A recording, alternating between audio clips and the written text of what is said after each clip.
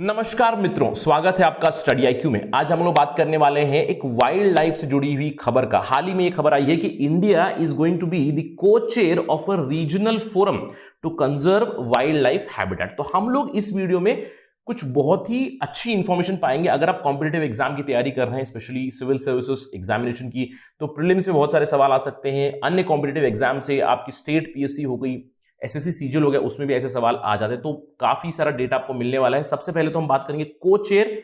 तो कौन है इसका चेयरमैन? इंडिया जिसका को-चेयर बना हुआ है।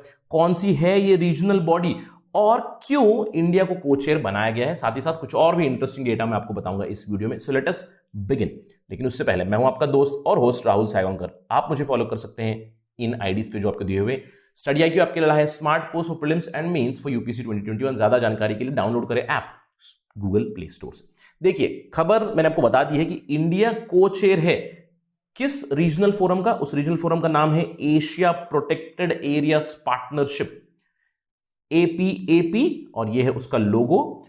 और अभी इंडिया 3 साल के लिए इसका को-चेयर रहेगा। नवंबर 2023 तक India will be co-chair of this particular regional forum. देखिए, एज अ को-चेयर इंडिया क्या करेगा? इंडिया असिस्ट करेगा दूसरे देशों को, एशिया के दूसरे जो देश है उनके प्रोटेक्टेड एरियाज को मैनेज करने के लिए, यानी कि प्लानिंग, इंप्लीमेंटेशन एटसेट्रा में मदद करेंगे प्रोटेक्टेड एरियाज। अब ये प्रोटेक्टेड एरियाज क्या होते हैं? देखिए, नेशनल पार्क हो गया protected areas, wild life sanctuaries हो गए प्रोटेक्टेड एरियाज, कंजर्वेशन रिजर्व हो गए, आपके सीक्रेट ग्रोव्स हो गए। ये सब एग्जांपल्स है प्रोटेक्टेड एरियाज के। यहां पे हम लोग वाइल्ड लाइफ हैबिटेट को किस तरह कंजर्व कर सकते हैं, कैसे एनिमल पॉपुलेशन बढ़ा सकते हैं जो खतरे में। जैसे अगर हम लोग इंडिया की बात करें, देखिए इंडिया का प्रोजेक्ट टाइगर काफी सक्सेसफुल है। अगर हम लोग बात करें पिछले 15 सालों में ऑलमोस्ट डबल हो चुका है टाइगर का नंबर इंडिया में, तो काफी सक्सेसफुल प्रोग्राम। तो इस तरह की चीजों में इंडिया मदद करेगा अभी बाकी एशियन कंट्रीज को, जो भी एशिया प्रोटेक्टेड एरियाज पार्टनरशिप के मेंबर्स है। तो चलिए जानते हैं इस एपीएपी के बारे में। देखिए, एपीएपी क्या है? एक रीजनल फोरम है, अंडरस्टैंडेबल है। किस रीजन का? ये एशियन रीजन का है, ठीक है। इसके अंदर कौन हो सकता है? एक तो गवर्नमेंट हो सकते हैं और अदर स्टेक होल्डर्स भी हो सकते हैं। इसके बारे में थोड़ी देर में बात करेंगे, काफी इंपॉर्टेंट डेटा है। अगर हम लोग बात करें इस एपीएपी की, क्या करता है? इफेक्टिव मैनेजमेंट प्रोटेक्टेड एरियाज की करने में मदद करता है। तो अभी India as a co-chair is going to help other countries and vice versa also.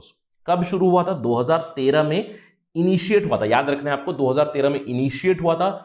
First ever Asia parks Congress में जो हुआ था जापान में, लेकिन फॉर्मली ये शुरू हुआ अगले ही साल 2014 में ऑस्ट्रेलिया में in the second IUCN world parks. IUCN क्या है? International union for conservation of nature. इसके बारे में थोड़ी देर में हम लोग बात करेंगे। तो किस रीजनल फोरम में? ये समझ गए, एपीएपी, एशिया प्रोटेक्टेड एरियाज पार्टनरशिप।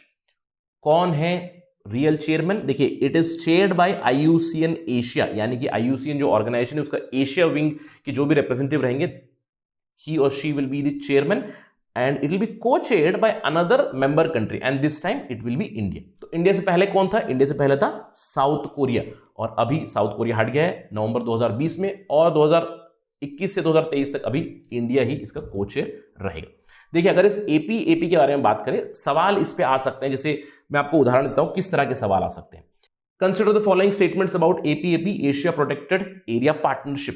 कुछ स्टेटमेंट दिए जाएंगे, जैसे आपको स्टेटमेंट दिया जाएगा एपीएपी में मेंबरशिप फीस लगती है अगर जुड़ना है तो। देखिए, रॉन्ग स्टेटमेंट है, क्योंकि there is no membership fee which is necessary for APAP. या फिर एक ऐसा स्टेटमेंट आ सकता है कि APAP allows only governments to join this particular forum. ये भी स्टेटमेंट गलत हुआ, क्योंकि membership is open to government या फिर any sub national level organisation. कोई इंस्टीट्यूशन भी हो जो वाइल्ड लाइफ प्रोटेक्शन में जुड़ा हुआ है, उनको भी ये लोग मेंबर बना सकते हैं। तो याद रखना है आपको, एपीएपी में केवल देश नहीं है, अभी फिलहाल उसमें 21 मेंबर्स है, 21 ऑर्गेनाइजेशन है, जिसमें केवल 17 कंट्रीज है। 17 countries, 21 institutions and countries are involve. Please remember this particular fact. चलिए बात करते हैं अगले सवाल की।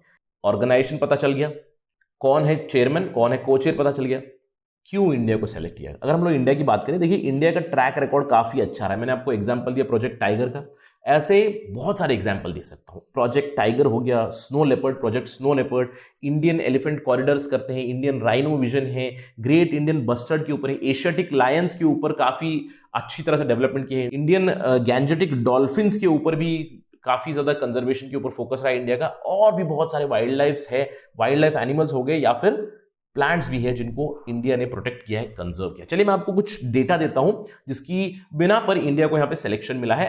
पहला है इंडियन टाइगर का। प्रोजेक्ट टाइगर बहुत ही सक्सेसफुल है। देखिए 2006 में हमारे पास टाइगर के नंबर थे केवल 1400, लेकिन अभी 2018 में आप देख सकते हो ऑलमोस्ट 3000, यानी कि डबल से भी ज्यादा हो चुके हैं। बहुत से राज्य हैं, मध्य प्रदेश, कर्नाटक, जिन्होंने काफी अच्छा किया है in terms of the tiger numbers. Not just tigers, if you talk about Asiatic lions, the roar of Asiatic lions is also back.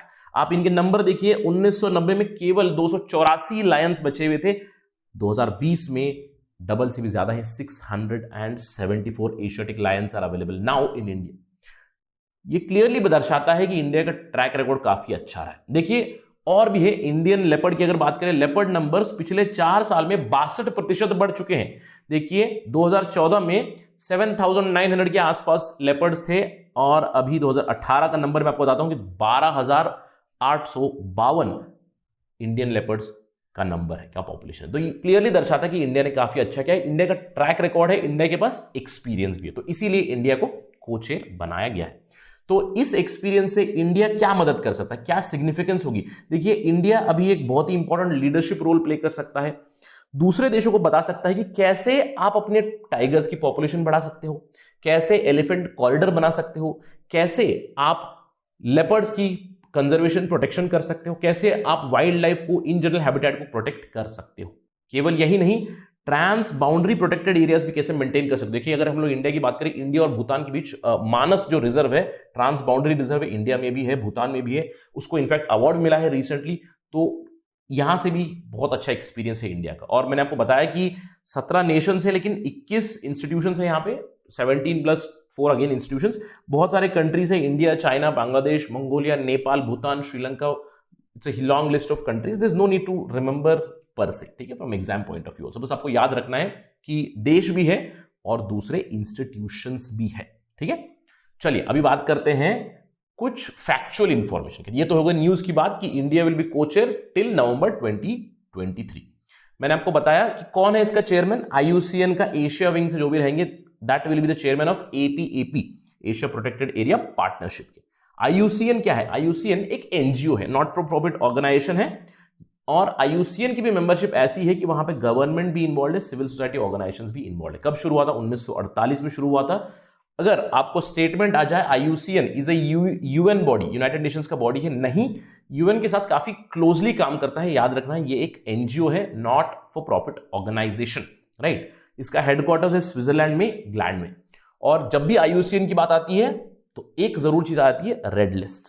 IUCN की जो रेड लिस्ट है थ्रेटेंड स्पीशीज की, it is the most comprehensive database for wildlife which are under threat, not just, remember, not just animal but plant species also। या आपको याद रखना है कि IUCN रेड लिस्ट में एनिमल्स तो है ही है, मैमल्स है, बर्ड्स है, एटसेट्रा एटसेट्रा, रेप्टाइल्स है, प्लांट्स के बारे में भी ये रखते हैं कि कौन से थ्रेटेंड प्लांट्स हैं, उनका भी एक डेटाबेस ये रखते हैं। सिंस IUCN की बात चल रही है, मैं आपको कुछ रीसेंट का इंफॉर्मेशन दे रहा हूं जो आपको कॉम्पिटिटिव एग्जाम्स में हेल्प हो सकता है, उसी के साथ मैं अपना डिस्कशन एंड करूंगा। देखिए पहला फैक्ट ये है कि हाल ही में TX2 अवार्ड दिए गए हैं for doubling the tiger population, और इंडिया के पीलीभीत टाइगर रिजर्व को यह अवार्ड मिला है। आपको ये चीज याद रखना है कि which tiger reserve from India has got the award, TX2 award for doubling tiger population, it is the Pilibhit tiger reserve.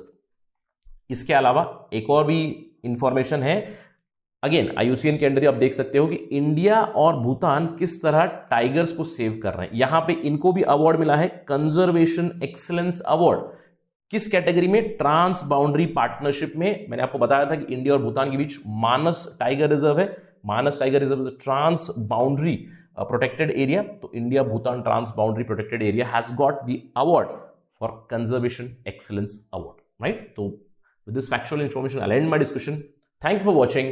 Jai Hind.